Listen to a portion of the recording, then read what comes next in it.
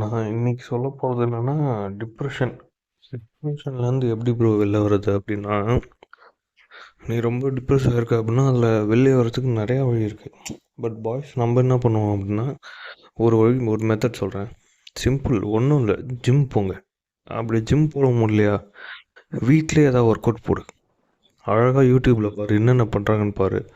Push-ups போடு, pull-ups போடு, late போடு, செஸ்ட் போடு, ஷோல்டர்ஸ் போடு. எல்லாமே வீட்டிலே செய்யலாம். நீ அங்கே போய் தான் செய்யணும்னு எதுவும் அவசியம் இல்லை. அப்படி என்ன ப்ரோ, ஜிம் போனால் டிப்ரெஷன் போயிடுமானா, ஒன்ஸ் நீ உன்னோட பாடி கெயின் ஆகிறத பார்த்தீங்கன்னா உனக்கு வந்து அதில் இன்ட்ரெஸ்ட் வந்துடும்.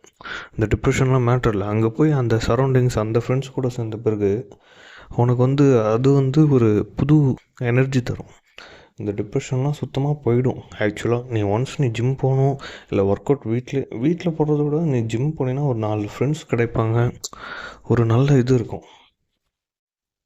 அப்படி இதையும் தாண்டி உனக்கு டிப்ரெஷன் போகலன்னு போய் கேம் ஆஃப் த்ரோன்ஸ் பாருங்கடா. தலைவி ஆர்யா ஸ்டார்க்கை பாருங்கள்.